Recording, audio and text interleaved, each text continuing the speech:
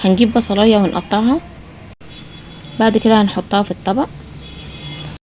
هنجيب قرن فلفل ونقطعه زي ما انتوا شايفين كده.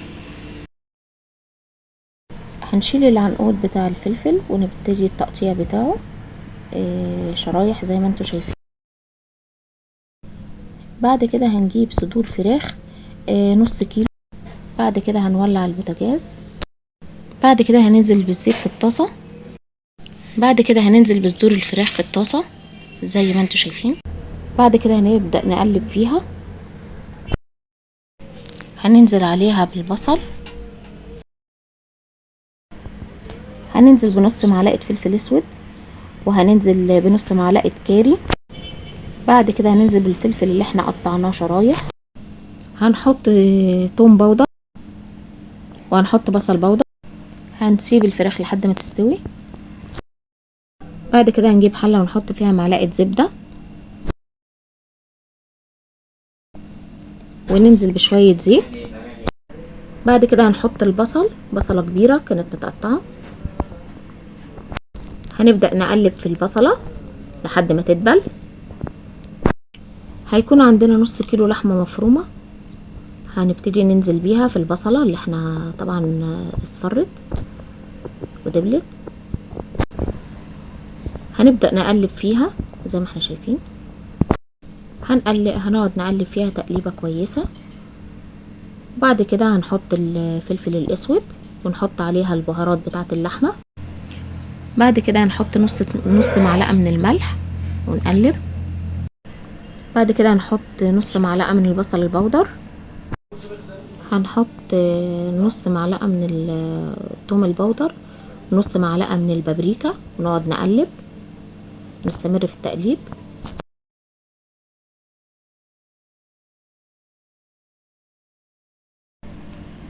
هنبتدي نحضر السمبوسة بتاعتنا ونحط قطع الفراخ اللي احنا عملناها ونبتدي نحشيها، ونحط عليها زيتون، ونحط عليها فلفل اخضر، وبعدين نبتدي نلفها اللفة بتاعتنا طبعا اللي احنا عارفينها بلفة المثلثات. لو احنا السمبوسة ما قفلتش معانا ممكن نعمل عجينة من الدقيق بالمية ونقفل بيها، او مثلا طحينة، ممكن نقفل بالطحينة الخام بحيث ان هي تتقفل معانا، عشان اوقات بتفتح مننا فاحنا ايه نعملها يا الا بالدقيق يا الا بالطحينة.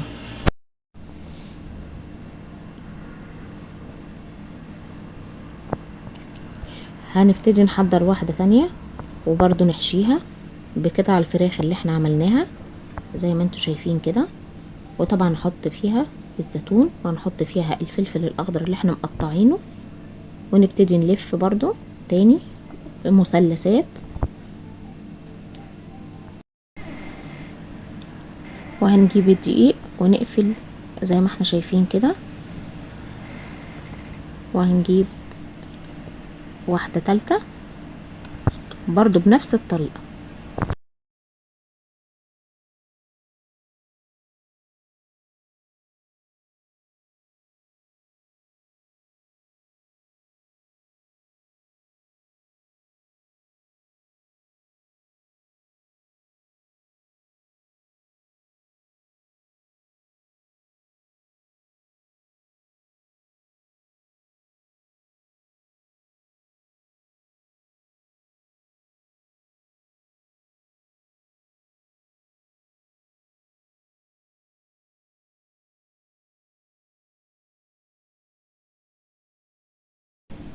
بعد كده هنجيب السمبوسة ونحشيها دي لحمة مفرومة، ونحط موتزاريلا، جبنة الموتزاريلا بتاعتنا، ونبتدي نلفها بطريقة المثلثات برضو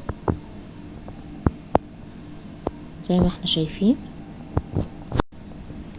هنبدأ نقفلها بنفس الطريقة او بالعجينة.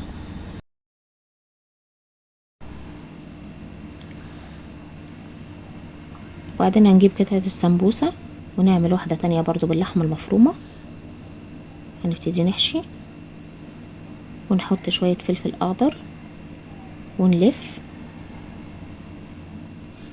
بطريقة المثلثات زي ما احنا شايفين، ونقفلها.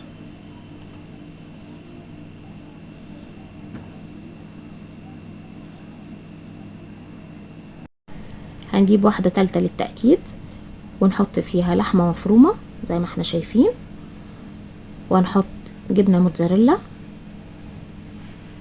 ونحط زيتون، قطعتين زيتون، ونبتدي نلف بطريقة المثلثات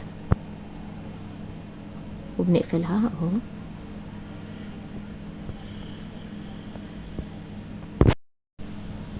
وهنطبقها كده من فوق لحد ما تتقفل، وبعدين نحطها في الطبق.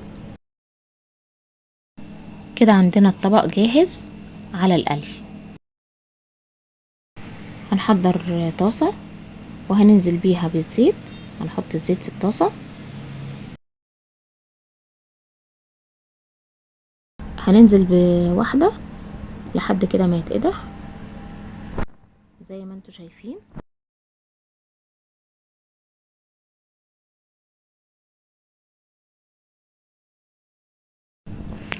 هنبدأ ننزل بباقي السمبوسة زي ما انتوا شايفين، ونبتدي نقلب فيها لحد ما تحمر ولونها يبتدي يحمر.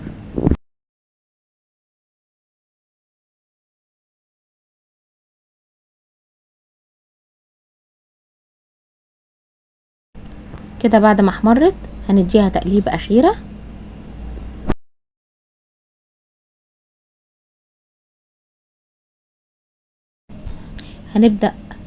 هنبدأ نطلعها ونحطها في الطبق.